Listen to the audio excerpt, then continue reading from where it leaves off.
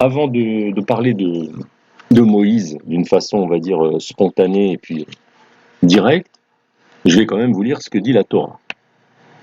Donc, naissance de Moïse. Alors vous allez voir, on dit très peu de choses en fait sur Moïse. Hein. Alors vous pouvez trouver ça dans l'Exode, chapitre 2. Alors on y va. Un homme de la maison de Lévi s'en alla prendre pour femme une fille de Lévi. Celle-ci conçut et enfanta un fils. Voyant combien il était beau, elle le dissimula pendant 3 mois. Ne pouvant le dissimuler plus longtemps, elle prit pour lui une corbeille de papyrus qu'elle enduisit de bitume et de pois, y plaça l'enfant et le déposa dans les roseaux sur la rive du fleuve. La sœur de l'enfant se posta à distance pour voir ce qui lui adviendrait. Or la fille de Pharaon descendit au fleuve pour s'y baigner. Tandis que ses servantes se promenaient sur la rive du fleuve, elle aperçut la corbeille parmi les roseaux et envoya sa servante la prendre. Elle l'ouvrit et vit l'enfant. C'était un garçon qui pleurait. Touchée de compassion pour lui, elle dit c'est un des petits Hébreux. La sœur de l'enfant dit alors à la fille de Pharaon, veux-tu que j'aille te chercher parmi les femmes des Hébreux une nourrice qui te nourrira cet enfant? Va, lui répondit la fille de Pharaon. La jeune fille alla donc chercher la mère de l'enfant. La fille de Pharaon lui dit, emmène cet enfant et nourris-le-moi, je te donnerai moi-même ton salaire. Alors la femme emporta l'enfant et le nourrit. Quand l'enfant eut grandi, elle le ramena à la fille de Pharaon, qui le traita comme un fils et lui donna le nom de Moïse, car, disait-elle, je l'ai tiré des eaux. Il advint en ces jours-là que Moïse, qui avait grandi, alla voir ses frères. Il vit les corvées auxquelles ils étaient astreints. Il vit aussi un Égyptien qui frappait un Hébreu, un de ses frères. Il se tourna de ci, de là, et voyant qu'il n'y avait personne, il tua l'Égyptien et le cacha dans le sable. Le jour suivant, il revint alors que 2 Hébreux se battaient. « Pourquoi frappes-tu ton compagnon » dit-il à l'agresseur. Celui-ci répondit, « Qui t'a constitué notre chef et notre juge? Veux-tu me tuer comme tu as tué l'Égyptien » Moïse, effrayé, se dit, « Certainement l'affaire se sait. » Pharaon entendit parler de cette affaire et chercha à tuer Moïse. Moïse s'enfuit loin de Pharaon. Il se rendit au pays de Madian et s'assit auprès d'un puits. Or, un prêtre de Madian avait 7 filles.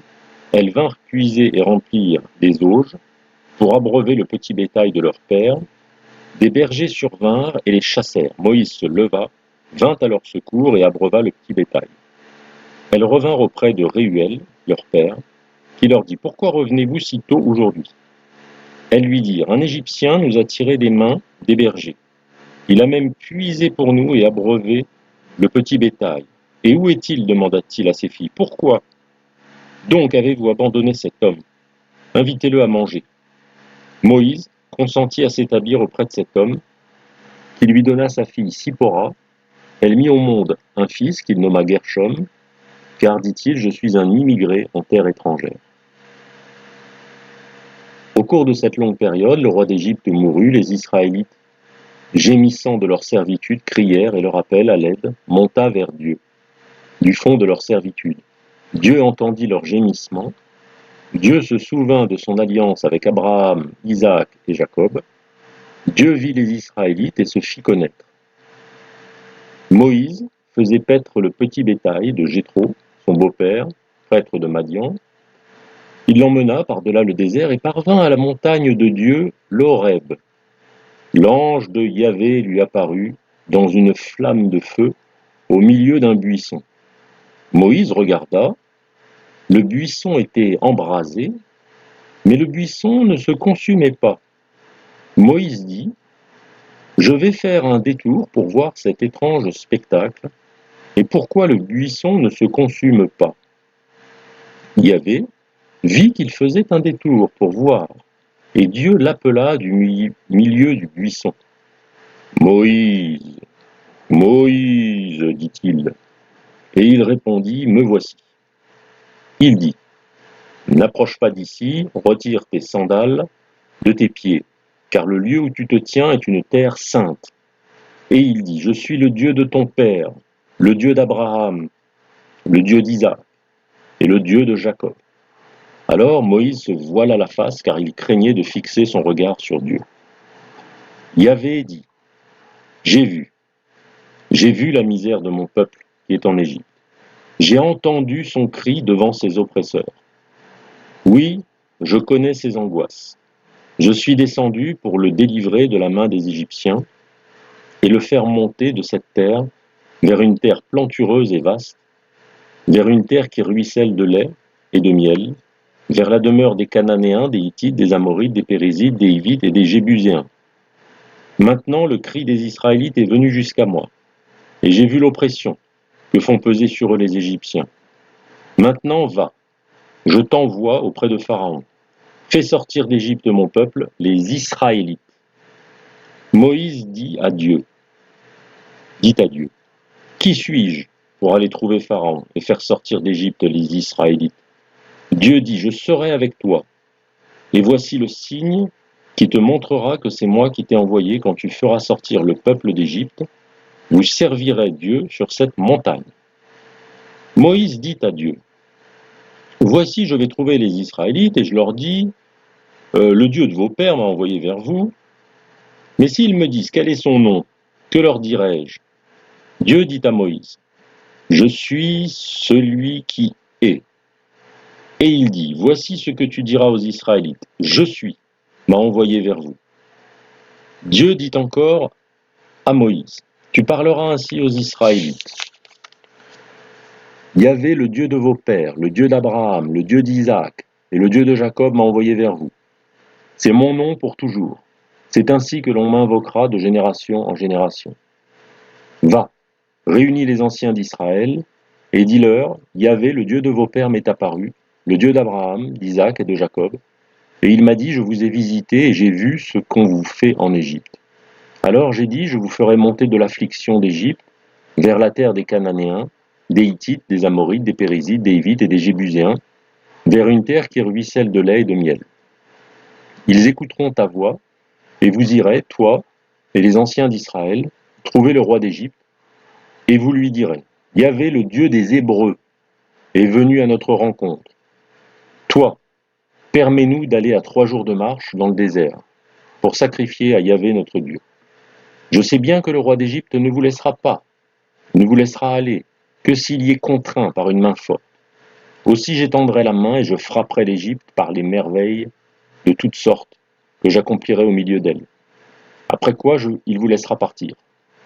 Je ferai gagner à ce peuple la faveur des Égyptiens, et quand vous partirez, vous ne partirez pas les mains vides. La femme demandera à sa voisine et à celle qui séjourne dans sa maison des objets d'argent, des objets d'or et des vêtements. Vous les ferez porter à vos fils et à vos filles, et vous en dépouillerez les Égyptiens. Moïse reprit la parole et dit, « Et s'ils ne me croient pas, et n'écoutent pas ma voix, mais me disent, Yahvé ne t'est pas apparu. Yahvé lui dit, qu'as-tu en main? Un bâton, dit-il, jette-le à terre. Lui dit Yahvé. Moïse le jeta à terre, le bâton se changea en serpent, et Moïse fuit devant lui. Yahvé dit à Moïse, avance la main et prends-le par la queue. Il avança la main, le prit, et dans sa main il redevint un bâton. Afin qu'ils croient que Yahvé t'est apparu, le Dieu de leur père, le Dieu d'Abraham, le Dieu d'Isaac et le Dieu de Jacob. Yahvé lui dit encore, mets ta main dans ton sein. Et il mit la main dans son sein. Puis la retira, et voici que sa main était lépreuse, blanche comme neige. Yahvé lui dit, remets ta main dans ton sein. Il remit la main dans son sein et la retira de son sein, et voici qu'elle était redevenue comme le reste de son corps.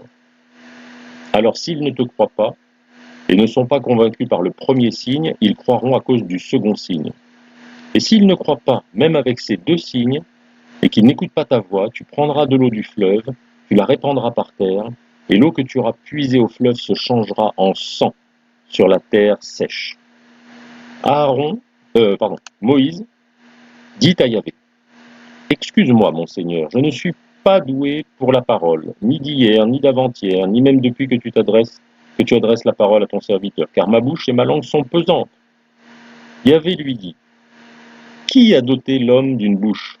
Qui rend muet ou sourd, clairvoyant ou aveugle? N'est-ce pas moi, Yahvé? Va maintenant, je serai avec ta bouche. et je t'indiquerai ce que tu devras dire. Moïse dit encore, excuse-moi, mon Seigneur, envoie, je t'en prie, qui tu voudras. La colère de Yahvé s'enflamma contre Moïse et il dit, n'y a-t-il pas Aaron, ton frère, le Lévite? Je sais qu'il parle bien, lui. Le voici qui vient à ta rencontre, et à ta vue, il se réjouira en son cœur. Tu lui parleras, et tu mettras les paroles dans sa bouche. Moi, je serai avec ta bouche, et avec sa bouche, et je vous indiquerai ce que vous devrez faire. C'est lui qui parlera pour toi, au peuple, il te tiendra lieu de bouche, et tu seras pour lui un Dieu. Quant à ce bâton, prends-le dans ta main, car c'est par lui que tu accompliras les signes. Voilà. Bon, après, je ne vais pas vous faire toute la Torah. Je vais quand même vous dire juste la fête des Azim, parce que vous voyez, c'est pas très loin. La fête des Azim, donc Pessah, on en a parlé. Hein. C'est après les... Alors, comme on en a parlé avec Loumi, sur le Nouvel An. Alors, tu trouveras dans la Torah, donc tu regarderas Exode chapitre 12, hein, ça prend pas ton temps, et tu pourras dire à tous tes rabouniches que tu rencontres, si jamais vous faites des, comment on appelle ça, des victoires, on dit en hébreu, des discussions un peu animées, contradictoires. S'il y en a un qui te parle de Rosh Hashanah comme le Nouvel An, tu lui diras, mais c'est bizarre. Dans l'Exode chapitre 12, voilà ce que Yahvé dit à Moïse, textuellement. Hein. Exode chapitre 12, verset 1 et suivant. Écoute bien. Yahvé dit à Moïse et à Aaron au pays d'Égypte, ce mois sera pour vous, je répète avec la voix, ce mois sera pour vous en tête des autres mois. Il sera pour vous le premier mois de l'année. Le premier mois de l'année. Ça veut dire quoi ça, le premier mois de l'année pour Pessah? C'est pas le nouvel an, le premier mois de l'année? Bon, alors je répète. Yahvé dit à Moïse et à Aaron, au pays d'Égypte, ce mois sera pour vous en tête des autres mois. Il sera pour vous le premier mois de l'année. Parlez à toute la communauté d'Israël et dites-lui, le 10 de ce mois, que chacun prenne une tête de petit bétail par famille, une tête de petit bétail par maison. Si la maison est trop peu nombreuse pour une tête de petit bétail, etc., on s'associera à son voisin, la bête sera sans tard, vous garderez jusqu'au 14e jour de ce mois, tatati tatata, on mangera des azimes et des herbes amères. Tiens, j'ai pas mangé les herbes amères, moi. N'en mangez rien cru ni bouilli dans l'eau, mais rôti au feu, etc., etc. Vous la mangerez, alors ça c'est sur Pâques. Cette nuit je parcourrai l'Égypte et je frapperai tous les premiers-nés dans le pays d'Égypte, tant hommes que bêtes, et tous les dieux d'Égypte, je ferai justice pour moi. Yahvé, le sang sera, et je passerai outre. Voilà, Pessar ça veut dire ça, hein, je passerai outre. Je sauterai par-dessus, passer par-dessus, je passerai outre. Et vous échapperez au fléau destructeur lorsque je frapperai le pays d'Égypte. Ce jour-là, vous en ferez mémoire et vous le fêterez comme une fête pour Yahvé. Dans vos générations, vous la fêterez. C'est un décret perpétuel. Pendant 7 jours, vous mangerez des azim. Dès le premier jour, vous ferez disparaître le levain dans vos maisons, car quiconque du premier au 7e jour mangera du pain levé, celui-là sera retranché d'Israël. Donc voilà, il faut vraiment manger du pain azim, sinon on est retranché d'Israël. Le premier jour, vous aurez une sainte assemblée, au 7e jour, une sainte assemblée. On n'y fera aucun ouvrage, vous préparerez seulement ce que chacun doit manger. Vous observerez la fête des Azimes, car c'est en ce jour-là que j'ai fait sortir vos armées du pays d'Égypte. Vous observerez ce jour-là dans vos générations, c'est un décret perpétuel. Le premier mois, il répète encore une fois, chapitre 2, verset 18. Le premier mois, le soir du 14e jour, vous mangerez des azimes jusqu'au soir du 21e jour. Pendant 7 jours, il ne se trouvera pas de levain dans vos maisons, car quiconque mangera du pain levé sera retranché de la communauté d'Israël, qu'il soit étranger ou né dans le pays. Vous ne mangerez pas de pain levé en tout lieu où vous habiterez, vous mangerez des azimes. Et voilà, mesdames et messieurs. Voilà, c'était juste avant la 10e plaie. Bon, après, c'est les prescriptions de la Pâque. Voilà. Les mâles doivent être circoncis. Aucun incirconcis, normalement, ne fait la Pessah. Bon, après, si ça vous intéresse, vous pouvez poursuivre. Mais là, ça fait déjà 18 minutes que je suis en train de lire la Torah. Je vais m'arrêter là, parce qu'il y a beaucoup de choses à dire déjà. Moïse.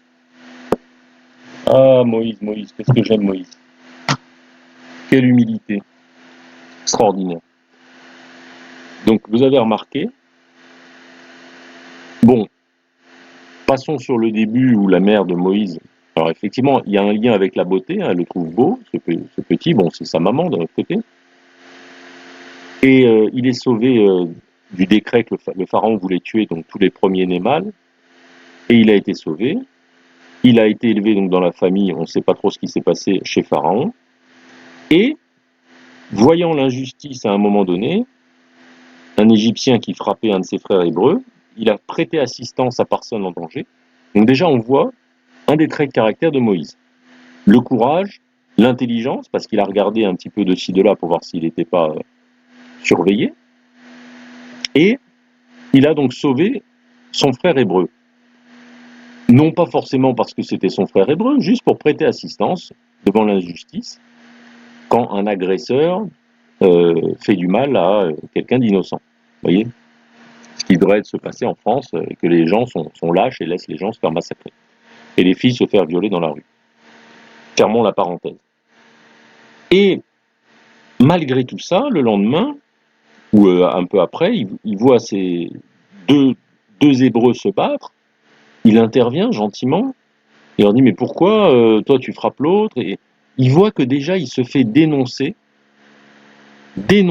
par les Hébreux. Et que ce qui s'est passé la veille, parce que vous savez, à l'époque, lorsqu'on tue un Égyptien, qu'on soit Égyptien ou esclave, peu importe, quiconque tue un Égyptien était condamné à mort. Voilà. Ils étaient considérés comme des demi-dieux, entre guillemets. En tout cas, bien au-dessus des esclaves. Et Moïse s'en va, il fuit. Il préfère s'en aller dans le désert, donc abandonner sa condition à la cour de Pharaon, éviter la MORT, bien évidemment, mais surtout, il fuit son propre peuple. Vous voyez, il avait quand même de la compassion pour son peuple, mais il a compris. Alors vous voyez, quand certains disent « Oh, mais qu'est-ce que t'es dur avec la population israélite ?» Et vous avez vu, hein, on ne parle pas de J dans la Torah, hein, vous avez vu. On parle des Israélites et des Hébreux, comme David le fait depuis des années, les Hébreux ou les Israélites. Vous voyez, la Torah elle-même prononce ces mots-là. D'accord ? Elle ne parle pas de J à ce moment-là. Ok ? Donc, faut arrêter leur connerie, là. Hein. Enfin bref, Moïse, c'est pas du tout un J. Moïse n'est pas un J. Et on dit bien au début, il fait partie de la tribu de Lévi, c'est un Lévite. Pas du tout un JUIF. Aucun rapport. Donc, vous voyez, n'importe quoi. Ils disent n'importe quoi, les rabouniches et ceux et leurs adeptes. C'est une ignorance crasse, une ignorance absolue et mauvaise. Je ferme une nouvelle parenthèse. Et donc il s'en va, et encore une fois il prête assistance à personne en danger, puisque les jeunes filles étaient embêtées pour puiser au puits par des bergers, sûrement des cafards, hein. Ils étaient déjà là, les Arabes de l'époque. Et Moïse les fait dégager à l'israélienne, et puis il s'établit là-bas, il prend une femme, et puis tranquille. Et il se trouve que, ben voilà, ce que j'attends, moi, le jugement de Dieu, il se trouve que là, ça arrive. Dieu entend le cri des Hébreux et décide que c'est le moment d'agir. Alors ne me demandez pas pourquoi, évidemment, c'est Dieu qui décide quand est le bon moment. Lui seul le sait. Espérons que ça va être maintenant. Enfin bref. Et il s'adresse par l'ange d'abord de Yahvé, très très mystérieux, avec ce buisson qui ne se consume pas, intrigué. Moïse, toujours aussi courageux, essaye de comprendre le phénomène, de tourner autour. Et Yahvé comprend que Moïse est intelligent, il le savait d'avance. Il dit non, allez, on peut pas voir Dieu, hein, donc c'est pas possible. Même pour Moïse. Et c'est lui qui a pu voir le plus de Dieu, mais bon, on peut pas voir complètement. Et donc il intervient et lui dit, vous avez vu, je vais pas vous refaire le truc. Tu vas aller sauver ton peuple, j'ai entendu sa souffrance. Et regardez la réaction de Moïse. Regardez comme il est intelligent et humble. Et au début, il dit non, mais je les connais, Ils vont pas me croire, je vais leur dire, je suis le Dieu d'Abraham, c'est le Dieu d'Abraham, d'Isaac, de Jacob qui m'envoie. Enfin voilà, en gros, ils vont se foutre de ma gueule, ils vont me traiter de mytho, et puis c'est bon, voilà, on voit quelqu'un d'autre. Alors il lui donne le signe du bâton. Bah, c'est mieux que la baguette d'Harry Potter qui se transforme en serpent, avec le coup de la LEPRE, etc. Il dit voilà, il y a des signes. Alors Moïse, voyant que Dieu est plus intelligent que lui, bien évidemment, que là, il a rencontré son maître, c'est vraiment le maître, là, c'est la seule fois que j'utilise le mot maître, c'est pour Dieu. Et il dit non, mais en fait, moi, je sais pas parler. Alors qu'on voit bien dans le discours avec Dieu qu'il sait très très très bien parler. Je veux dire, il a les nuances, il a tout ce qu'il faut. Il dit non, non, non, je suis pas doué de la parole, j'ai la langue pesante depuis toujours, etc. Alors, Dieu, voyant le stratagème de Moïse, c'est ça qui est exceptionnel, c'est extraordinaire ce dialogue.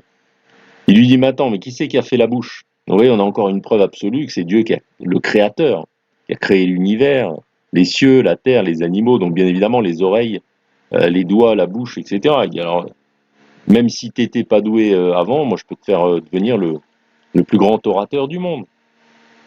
Et à la fin, ben, Moïse, il comprend que là, Dieu l'a coincé. Il dit, non, non, envoie qui tu voudras. Grosso modo, moi je veux rien avoir à faire avec eux. Enfin, on peut supposer, hein, je vais pas faire un commentaire de Rabouiniche. Il dit non, non, il a compris, tu sais, il a compris qu'il savait déjà à qui il avait affaire. Attends, des gens qui, il vient leur prêter main forte et en réponse, ils lui plantent, enfin ils le trahissent. Il dit mais qu'est-ce que je vais m'emmerder avec des gens pareils, ça va être que des problèmes, une grosse galère. Bon, Dieu étant Dieu, il lui dit bon écoute, je connais ton frère, il a l'éloquence du bagou, la tchatch, il sait parler, alors je te l'envoie et puis moi tu vois Dieu, Moïse veut éviter le maximum le contact avec les Hébreux. Alors il dit, moi je te parlerai à toi, Moïse, et toi tu parleras à Aaron, et Aaron parlera au peuple. Voilà la chaîne de commandement, la hiérarchie, comment ça se passe. Donc vous voyez, c'est vraiment passionnant, c'est, c'est incroyable. C'est complètement à l'opposé de ce qui se passe sur Terre. Donc c'est aussi, encore une fois, une preuve que la Torah ne peut pas être humaine. Alors bien évidemment, là on est dans la subjectivité. Mais est-ce que vous voyez, vous, parmi un homme politique, un Emma Seroen, Van der Leyen, un Trump ou n'importe qui, un badaud HITLER ou un connard pris au hasard ou une connasse, peu importe, une espèce d'iconasse, vous imaginez Dieu qui s'adresserait, enfin, c'est impossible, mais bon, en lui disant tu vas me faire ci, mais il sauterait sur l'occasion de la ramener, d'en parler, vous vous rendez compte, j'ai été missionné quasiment par Dieu. Déjà qu'ils font de l'orgueil quand ils sont missionnés par la Commission européenne ou je sais pas quoi, ou du Sénat.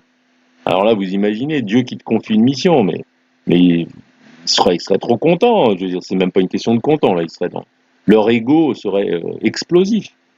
Eh bien non, Moïse, à la fois dans son humilité, dans son intelligence et sa sagesse, quelque part, hein, d'un côté il craint le Seigneur, mais il fuit le mal aussi, il dit non. Bien que ce soit la mission des missions, t'imagines, exceptionnel, être associé de Dieu dans un projet, mais franchement. Eh bien, Moïse, voyez, l'être très particulier. L'être, c'est indescriptible un être humain pareil. C'est, encore une fois, il est décrit à la fin de la Torah comme l'homme le plus humble qui ait jamais eu sur terre et qui ne sera jamais égalé. Une humilité qui n'est pas de la fausse modestie, une humilité intelligente, une humilité qui évite les tourments, les tracas, qui évite les sales affaires, même si, par courage, eh bien, quand il doit mettre les mains dedans, il les met.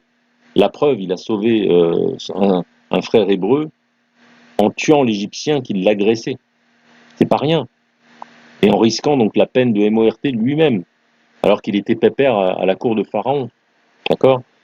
Donc, mais il a l'intelligence de fuir quand il comprend que son existence est mise en péril par un acte de bravoure et de courage qu'il a fait, et que sa récompense, c'est la trahison de son propre peuple, de ses propres frères hébreux, et il est obligé d'aller finalement chez un espèce de bédouin, on va dire, dans le désert, avec qui il va avoir une vie tranquille, loin de tout ça, faire paître le troupeau, et voilà, et puis Puis c'est très mystérieux. Qu'est-ce qu'il fait dans ce désert? À quoi il pense? À quoi il réfléchit? Dieu seul le sait.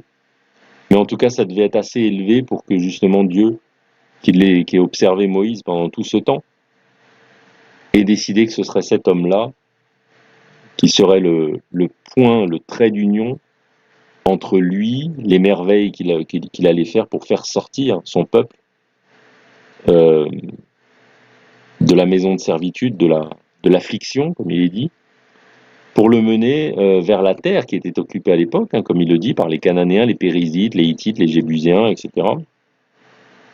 Vers la terre où ruisselle le lait et le miel. C'est extraordinaire, déjà, l'introduction qui va mener à Pessar. On est en plein, vous voyez, dans ce creuset de Pessar, mais cet homme Moïse symbolise quelqu'un qui déjà a réussi à éliminer l'ego, l'ego dont on parlera dans la prochaine émission. Voilà. Donc félicitations à Moïse. On laisse un peu de mystère pour une prochaine, si on peut en discuter. Là, j'ai fait un petit peu le monologue. Mais voilà, Moïse, l'homme le plus humble que la terre n'ait jamais porté, que Dieu a choisi pour libérer son peuple, les Hébreux, les Israélites.